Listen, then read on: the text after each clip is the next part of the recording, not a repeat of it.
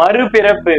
நம்ம இதுக்கு முன்னாடி என்னவா இருந்தோம், இந்த மனித உடம்புல இருந்து நம்ம இறந்த பிறகு நமக்கு என்ன பிறவிகள் கிடைக்கும், இந்த மாதிரி மறுபிறவிகள் பத்தியும், இந்த பிரபஞ்சத்தில் இருக்கிற ஜீவராசிகள், இந்த மனிதனா பிறந்துட்டோம், இதுக்கப்புறம் நம்ம என்ன பண்ணணும், இந்த மாதிரி மறுபிறப்பை பத்தி பல விதமான ரகசியமான விஷயங்கள் பத்தி இந்த வீடியோல பார்க்க போறேங்க. மிஸ் பண்ணாம முழுமையா பாருங்க. நீங்க ஸ்கிப் பண்ணிட்டீங்கன்னா வீடியோ புரியாது. ஸோ இப்போ நம்ம ஸ்டார்ட் பண்ணலாங்க. முதல்ல இந்த பிரபஞ்சத்தில் 84 லட்சம் பிறவிகள் இருக்குங்க. அதாவது ஓரறிவு ஜீவராசிகள்ல இருந்து நமக்கு ஆறு அறிவு இருக்குல்ல மனிதனுக்கு. நமக்கு மட்டும்தான் அந்த யோசிக்கும் திறன் இருக்கு. அதனாலதான் ஆறு அறிவு உள்ள மனிதன். ஸோ நம்ம 84 லட்சம் பிறவிகள் இருக்கு. இந்த 84 லட்சம் பிறவிகள் கடந்துதான் நமக்கு மனித பிறவியே கிடைச்சிருக்குங்க. நம்ப முடியலையா? இதுதாங்க உண்மை. நீங்க நம்பினாலும் நம்பலனாலும் 84 லட்சம் பிறவிகள் அப்புறமா தான் நமக்கு மனித பிறவி கிடைச்சிருக்கு. ஒருத்தருக்கு 84 லட்சம் பிறவிகள் அப்புறம் மனித பிறவி கிடைச்சாலும் அவங்களுக்கு அந்த மனம்ன்றது பக்குவம் அடையிறது இல்ல. ஒரு சிலர் சின்ன வயசுலயே ஒரு தவறான வழிக்கு போறது, ஒரு சிலர் சின்ன வயசுலயே ஞானம் அடையிறது. இதெல்லாம் என்ன காரணம்? பூர்வ ஜென்ம புண்ணியம். ஒரு சிலர் இங்க மனிதனா இருக்கிறவங்க என்னதான் அவங்க ஒரு விஷயத்த நம்ம சொன்னாலும் அவங்களால ஈஸியா அண்டர்ஸ்டாண்டிங் பண்ணிக்க முடியாது. ஆனா ஒரு சில சின்ன வயசு குழந்தைங்களே டக்குன்னு ஒரு விஷயத்த பெரியவங்களால புரிஞ்சிக்க கூடிய விஷயத்த கூட ஒரு சின்ன குழந்தை புரிஞ்சிக்க முடியும். இந்த மாதிரி மிராக்கல்ஸ் எல்லாம் நடக்குது இல்லையா? ஆன்மீகத்துல ஒரு சிலர் ஈடுபாடா இருக்காங்க, ஒரு சிலர் மது இந்த மாதிரி அடிமை ஆயிடுறாங்க. இந்த உலக விஷயத்திலேயே அவங்க இதுவா இருக்காங்க. இதற்கெல்லாம் என்ன காரணம்னா அவங்களுடைய ஆன்மா அந்த அளவுக்கு இன்னும் பக்குவம் அடையலன்னு அர்த்தம். இந்த ஆன்மா ஒரு மனிதனுக்கு எப்போ பக்குவம் அடையும்னா, அவன் பல பிறவிகள் எடுத்து பல விஷயங்கள் பார்த்து பல இதுல அனுபவப்பட்டு அதுக்கப்புறம் இங்க மனிதனா பிறக்கிறான். மனிதனா பிறக்கும் போது அவனுக்கு ஒரு சில புரிதல் தானா அவனுக்குள்ள கிடைக்குது. இந்த மனித உடலுக்கு தான் வயசே தவிர நம்ம உள்ள இருக்கிற ஆன்மாக்கு வயதுன்றது கிடையாதுங்க. எத்தனையோ பிறவிகள் எடுத்திருப்போம். அந்த பிறவியினுடைய ரகசியம் எல்லாம் நமக்குள்ள இந்த உண்மையான நம்மளுடைய ஆன்மாக்குள்ள பதுங்கி இருக்கு. அந்த ஆன்மா தான் இன்னும் சுத்தமா இருக்கு. நம்மளுடைய மனதுதான் நம்மள செயல்படுத்துது. அந்த ஆன்மா ரொம்ப சுத்தமா இருக்குங்க. இப்போ இந்த மறுபிறவி ஒரு மனிதனுக்கு எப்படி கிடைக்கணும்? இப்போ மனிதனா பிறந்துட்டோம், நம்மளுடைய லட்சியம் என்ன? இனி ஒரு பிறப்பு நம்ம அடையக்கூடாது, இனி ஒரு பிறப்பு நமக்கு வேணாம், முக்தி நிலை அடையணும்னா நம்ம தியானம் தவம் பண்ணணும், இல்ல பக்தி மார்க்கத்திலேயாவது நேர்மையா இருக்கணும். இது இல்லாம ஒரு மனிதன் வாழ்ற காலத்துல பல விதமான தவறுகள் பண்ணிட்டு இருக்கான். அவன் இஷ்டப்படி வாழ்றான், என்ன வேணாலும் பண்ணலாம், யார வேணாலும் கொலை பண்ணலாம், எதை வேணாலும் செய்யலாம். இப்படி வாழ்ந்தானா திருமந்திரத்துல திருமூலர் அழகா ஒரு 2 லைன்ல சொல்லிட்டாருங்க. அதிகமா பாவம் பண்ணினா மலத்தில் ஊறக்கூடிய புழுவாக பிறப்பாய். எப்படி சொல்லியிருக்காரு? அதிகமா நீ பாவம் பண்ணனா மலத்தில் ஊறக்கூடிய புழுவாக பிறப்பாயிட்டாரு. அப்ப இதை விட நான் ஒரு பெரிய எக்ஸாம்பிள்லாம் தர வேண்டியது இல்லை. அப்போ நம்ம இந்த வாழ்ற காலத்துல என்ன பண்ணணும்னா ஒரு ஒழுங்கு நெறியோட முதல்ல நம்மள நாம பாத்துக்கணும். அதாவது நம்ம உடல்நிலையை நம்ம பாத்துக்கணுங்க. நம்ம உடல்நிலை நல்லா இருந்தாதான் நம்ம ஆன்மீகத்திலையும் பௌதிகத்திலையும் நம்மளால சரியா ஒரு நல்ல ஒரு லைஃப் நம்மளால வாழ முடியும். நம்ம உடல்நிலை எப்படி வேணாலும் வாழலாம், என்ன வேணாலும் சாப்பிடலாம்னா இந்த உடல்நிலை கெட்டு போயிடும், பல வியாதிகள் வந்துடும், கடைசியில செத்துருவோம், பிறவிகள் வந்துட்டே இருக்கும். அப்ப நம்ம என்ன புரிஞ்சுக்கணும்னா இறைவன் அடையணும். ஒண்ணு இறை நாட்டத்துல இருக்கணும், இல்ல தியானம் இந்த மாதிரி ஞான மார்க்கத்துல போகணும். சோ எல்லாருக்கும் இந்த மாதிரி வாய்ப்பு கிடைக்கிறது இல்ல. சரிப்பா, நான் இந்த ஆன்மீகத்துக்குள்ள வந்துட்டேன், தியானம் தவம் பண்றேன், ஒரு நல்ல முறையில வாழ்றேன், நான் அந்த முக்தி நிலை வரைக்கும் உண்மையான இறைவனை நான் உணரல, ஆனா எனக்கு மரணம் வந்துடுச்சு. என்ன ஆகுனா அடுத்த பிறவி உங்களுக்கு நல்ல பிறவியா கிடைக்குங்க.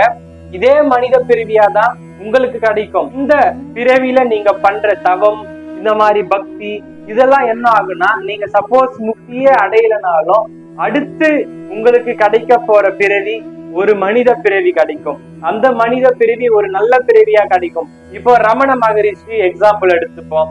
அவர் எப்படி ஒரு சின்ன வயசுலயே ஞானம் அடைஞ்சார்? இதற்கு காரணம் என்ன? அவரு போன பிறவியில பண்ண தவம் தாங்க காரணம். அதே மாதிரி நம்ம பண்ற பக்தியோ தவமோ தியானமோ இது என்னைக்கும் வீண் போகாது. நமக்கு பிறவிகள் கிடைச்சாலும் இந்த பிறவியில நமக்கு முக்தி இல்லைனாலும் அடுத்த பிறவியில நம்ம முக்தி அடையலாங்க. மனிதனுக்கு மட்டும்தான் கஷ்டம் இருக்குன்னு நம்ம நினைச்சிட்டு இருக்கோம். கிடையாதுங்க. இங்க இருக்கிற 84 லட்சம் பிறவிகளுக்கும் கஷ்டம் இருக்கு, நமக்கு தெரியாது. ஆனா அது எல்லா உயிரினமும் ஒவ்வொரு கஷ்டத்தை அனுபவிச்சுட்டு இருக்கு. இப்போ ஒரு எக்ஸாம்பிள் சொன்னா, தெருநாய்க்கள் உணவு இல்லாம பலவிதமான கஷ்டப்படுது, அடிபட்டு இந்த மாதிரி ஒரு எக்ஸாம்பிள் தான். நமக்கு கண்ணுக்கு தெரியாத உயிரினம் கூட ஏதாவது ஒரு கஷ்டம் அனுபவிச்சுட்டு இருக்கு. மனிதனுக்கு மட்டும்தான் கஷ்டம்னு இல்ல, இந்த பிரபஞ்சம் மனிதனுக்கு மட்டும் சொந்தம் கிடையாது. இங்க இருக்கிற 84 லட்சம் பிறவிகளுக்கும் இந்த பிரபஞ்சம் சொந்தங்க. நம்ம என்ன பண்றோம்னா, நம்மள மட்டும் பார்த்துட்டு இப்ப மனிதர்களுக்கு மட்டும்தான் கஷ்டம் இருக்கு போல அப்படின்னு நினைச்சிட்டோம். இது இந்த மைண்ட் செட்டை நம்ம மாத்திக்கணுங்க. இப்ப திருவாசகத்துல மணிவாசகர் குறிப்பிடுறார், புல்லாகி பூடாகி புழுவாகி மரமாகி பல்விருகமாகி பறவையாய் பாம்பாய் கல்லாய் மனிதராய் பேயாய் கணங்களாய் வல்லசுரராய் முனிவராய் தேவராய் செல்லா நின்ற தாவர சங்கமத்துள் எல்லா பிறப்பும் பிறந்திலைத்தேன் எம்பெருமான், எல்லா பிறப்பும் பிறந்திலைத்தேன் எம்பெருமான். பல பேர் சொல்லுவாங்க மறுபிறவியெல்லாம் உண்மை இல்ல, மூட நம்பிக்கை அப்படின்னு. எது மூட நம்பிக்கை? இதெல்லாம் மூட நம்பிக்கை இல்லைங்க. ஆன்மீகம்லாம் அறிவியலுக்கு அப்பாற்பட்டதுங்க. ஆன்மீகம் அறிவியலால புரிஞ்சுக்க முடியாது ஆன்மீகத்தை பத்தி. ஆன்மீகத்தையும் அறிவியலையும் கம்பேர் பண்ணி பேசவே பேசாதீங்க. ஆன்மீகம் எங்கேயோ போயிடும். சோ அதனால இந்த மறுபிறவின்றது உண்மைங்க. சோ இத்தனை பிறவிகள் எடுத்து நம்ம இந்த மனித பிறவி கிடைச்சிருக்கு. பல பேர் இங்க மனிதனா பிறந்துட்டு ஏன்டா மனிதனா பிறந்தோம் அப்படின்னு கஷ்டப்படுவாங்க. ஏன் இந்த மனித பிறவி கிடைச்சதோ அப்படின்னு ரொம்ப ரொம்ப புலம்புவாங்க. ஒண்ணு நல்லா தெரிஞ்சுக்கோங்க, எந்த ஜீவராசிகளுக்கும் இல்லாத ஒரு தனித்துவம் நம்ம மனித பிறவிக்கு இருக்கு. நம்ம மட்டும்தான் இறைவனை போய் சீக்கிரமா அடைய முடியுங்க. இப்பேற்பட்ட ஒரு மனித பிறவி நமக்கு கிடைச்சிட்டு ஏண்டா மனித பிறவி கிடைச்சது அப்படின்னு புலம்புறதுல எந்த ஒரு நியாயமும் இல்லைங்க. அவை சொல்றாங்க, என்ன சொல்றாங்க? அரிது அரிது மானிடனாய் பிறத்தல் அரிது, அதனினும் அரிது கூன் கூடு செவிடு பேடு நீக்கி பிறத்தல் அரிது. அப்பன்னா இந்த மகத்துவமான மனித பிறவி நமக்கு கிடைச்சிருக்கு. இந்த மனித பிறவிய எப்படி உபயோகப்படுத்தணும்னு கத்துக்கோங்க. நம்ம மனிதனா பிறந்து இங்க இருக்கிற சுகபோகங்களுக்கு அடிமையாகி சாகரத்துக்கு கிடையாது. உண்மையான இறைவனை அடையணும். இறைவனை அடையணும்னா என்ன? நான் ஒரு பக்தியாவும் போலாம், தியானமாவும் போலாம், அன்பு நெறியவும் போலாம், எப்படி வேணாலும் போலாம். புரியுதுங்களா? அதனால இந்த மனித பிறவி ஏண்டா கிடைச்சது, வாழ்க்கை வாழவே பிடிக்கல, சூசைட் பண்ணிக்கலாம் போல இருக்கு, அந்த பிரச்சனை இந்த பிரச்சனைன்னு பல விதமா புலம்பாதீங்க. புலம்புறத ஃபர்ஸ்ட் நிறுத்துங்க. டென்ஷன் டிப்ரெஷனுக்குள்ள ஆளாகாதீங்க. அது உங்களை யோசிக்கவும் விடாது, ஒரு விஷயத்த சரியா பண்ணவும் விடாது. என்ன பண்ணும், நம்ம மூளைய அது மந்தமாக்கிடும். ஒரு தெளிவான முடிவு நம்மளால எடுக்க முடியாது. நான் ஒண்ணு சொல்றேன், மரணம் எப்ப நம்மள நெருங்க போகுதுன்னு உங்களுக்கு யாருக்காச்சும் தெரியுமா? மரணம் யாருக்கு வேணாலும் எப்ப வேணாலும் எந்த நேரத்துல வேணாலும் வரலாம். நான் பணக்காரன், நீ ஏழை, நான் முதல்ல ஏழைனா சாவடிப்பேன், பணக்காரனை நான் சாவடிக்க மாட்டேன் அப்படின்னு சொல்லுமா நான் மரணம்? ஒண்ணு இல்ல. அவன் என்னதான் கோடி கோடியா பணம் வச்சிருந்தாலும், எவ்வளவு பெரிய அவன் இந்த உலகத்திலேயே பணக்காரனா இருந்தாலும் கண்டிப்பா அவனுக்கும் மரணம் இருக்கு. மரணத்தை வென்றவங்க யாரு? யாருமே இல்ல. மரணமில்லா பெருவாழ்வு வாயணும்னா நமக்கு ஒரே ஒரு வழி, தியானம் தவம்ங்க. மரணமில்லா பெருவாழ்வு வாயணும்னா நமக்கு தியானம் தவம் ஹெல்ப் பண்ணுங்க. அந்த அளவுக்கு இந்த ஆன்மீகத்துக்கு ஒரு பவர் இருக்கு. இப்போ மரணமில்லா பெருவாழ்வுனா என்ன? இந்த உடல்ன்றது இந்த சட்டை தான்.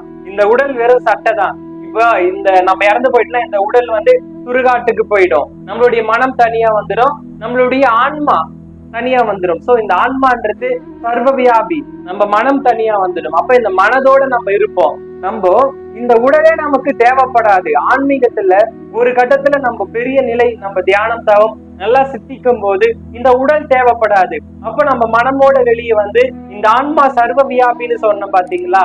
இந்த ஆன்மா எங்கும் நிறைந்திருக்கிறது, நமக்குள்ளும் இருக்கு. அப்ப இந்த மனதோட நம்ம ஆட்டோமேட்டிக்கா நம்ம முக்தி அடைவோம். இல்ல சூட்சமா நம்ம ஒரு சில நல்லது பண்ண முடியும். சோ அந்த மாதிரி சித்தர்கள் இன்னும் வாழ்ந்துட்டு இருக்காங்க. பல பேருக்கு காட்சி கொடுக்கறாங்க, பல பேருக்கு சித்தர்கள் குருமாரா இருந்து வழி காட்டுறாங்க. அவங்க என்ன பண்ணணும், வாழ்க்கைக்கு என்ன கொடுக்கணும்னு ஆட்டோமேட்டிக்கா ஒரு சில மனிதர்களுக்கு அவங்களுக்குள்ள இருந்து புரிதலை கொடுப்பாங்க, அந்த ஒரு சிந்தனையை கொடுப்பாங்க. இந்த மாதிரி ஒரு நல்ல செயலை இன்னும் சித்தர்கள் பண்ணிட்டு இருக்காங்க. ஆன்மீகம்னா சாதாரண விஷயம் கிடையாதுங்க. அதனால இந்த மனிதனா பிறந்துட்டா புலம்பாம என்ன பண்றது ஏது பண்றதுன்னு புலம்பாம இறைவனை நாடுங்க. இறைவனை விட வேற எதுவுமே சந்தோஷம் கிடையாதுங்க. நான் சொல்றது உண்மையான சந்தோஷம் இறை ஆனந்தம் தான். இறைவனை கடந்து நம்ம இங்க அனுபவிக்கிற சந்தோஷம் எல்லாம் சிற்றின்பம், பேரின்பம் இறைவன் மட்டும்தான். சோ மனிதனா பிறந்ததுன்னு புலம்பாம இங்க மனிதனா பிறந்தாச்சு, நம்ம கடமை என்ன, நீங்க கல்யாணம் பண்ணிக்குவாங்க, சுட்டு உங்க சொந்த பந்தம் கிட்ட இருங்க, என்ன வேணாலும் பண்ணுங்க, ஆனா ஒட்டாம இருக்கணும், அதிகமா பற்று வைக்காம இருக்கணும். நம்ம பற்று நம்ம எப்ப அளவுக்கு மீறி நம்ம ஒரு விஷயத்துல பற்று வைக்கிறோமோ அது நம்ம சீக்கிரம் நம்மளால மறக்க முடியாது. சோ அததான் தாமரை இலை மேல் தண்ணீர் போல் ஒட்டாமல் இருக்கணும் அப்படின்னு சொல்லுவாங்க. சோ மரணம்ன்றது எப்போனாலும் இருக்கலாங்க. நம்ம இங்க பிறந்துட்டோம், வாழ்றது நம்ம வாழுங்க, சந்தோஷமா இருங்க, நீங்க உங்களுக்கு பிடிச்சத பண்ணுங்க, தவறான பாதையில போயிடாம ஒரு சரியான பாதையில போயிட்டு இறைவனை நாடுங்க, எல்லாம் நல்லதா நடக்கும். இந்த பிறவி ஒரு நல்ல பிறவியா உங்களுக்கு கிடைச்சிருக்கு, உபயோகம் உள்ளதா பயன்படுத்திக்கோங்க. வாய் நல்லா பேச முடியுது, கண்ணு நல்லா தெரியுது, இவ்வளோ உங்களுக்குள்ள நீங்க சாப்பிடுறீங்க, எவ்வளவு செரிமானமாயி உங்களுக்கு சத்து தனியா போகுது, அந்த மலம் தனியா வருது, ஜலம் தனியா வருது. இந்த உடம்பு எவ்வளவு வேலை பண்ணுது, இந்த உடம்பை இயக்குறது யாரு? நம்ம இங்க மனிதனா பிறந்தது இதுக்காக தானா? இங்க சுகபோகங்கள் அனுபவிக்கதானா, இல்ல நம்ம கஷ்டப்படதானா, இல்ல பல விஷயங்கள் நினைச்சு ஏன்டா பிறந்தோம், டிப்ரெஷன், நம்ம இதுக்குள்ள போயிட்டு சாகரத்துக்கா பிறந்தோம் வாழ்ந்தோம் செத்து போனோம், இதுக்கா மனித வாழ்க்கை, இதுக்கா நம்மள இங்க இறைவன் படைக்க வச்சார் அப்படின்னு யாராவது யோசிச்சிருந்தீங்கன்னா உங்களுக்கு புரிதல் கிடைச்சிருக்கும். உங்களை யோசிக்க விடல. எது யோசிக்க விடலைன்னா உங்களை சுத்தி இருக்கிற விஷயங்கள் உங்களை யோசிக்க விடல. மது, புகை, ஒரு சில மொபைல் போனுக்கு அடிமையாகி எவ்வளவு விஷயங்கள் சொல்லிட்டு போலாம். இந்த மாதிரி விஷயங்கள்லாம் உங்களை யோசிக்க விடலைங்க. இதுதாங்க மெயின் ரீசன். எப்போ உங்களுக்குள்ள நீங்க கடந்து போறீங்களோ, உங்களை பத்தி நீங்க யோசிக்கும் போதுதான் உங்களுக்கான புரிதல் கிடைக்கும். பல விஷயங்கள் உங்களால உணர முடியும். இறைவன் நமக்குள்ள இருந்து எப்பொழுதும் பேசிட்டு இருக்காரு.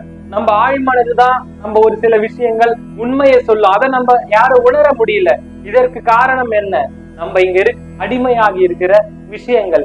சோ உங்களை நீங்க பாருங்க, அடுத்தவங்களை பார்க்காதீங்க. முதல்ல அடுத்தவங்க இப்படி பண்றாங்க அப்படி பண்றாங்கன்னு சொல்றது முன்னாடி உங்களை நீங்க மாத்திக்குவாங்க, எல்லாம் மாறுங்க. இந்த மனித பிறவிய ஒரு நல்ல முறையை பயன்படுத்தி எல்லோரும் அந்த இறைவன் அடையணும். இந்த வீடியோவை பல பேருக்கு ஷேர் பண்ணிட்டு இதே மாதிரி யூஸ்ஃபுல்லான இன்ட்ரெஸ்டிங்கான வீடியோஸ் பார்க்க இப்பவே சப்ஸ்கிரைப் பண்ணிக்கோங்க. இன்னொரு நல்ல வீடியோல பார்ப்போம். Thank you guys.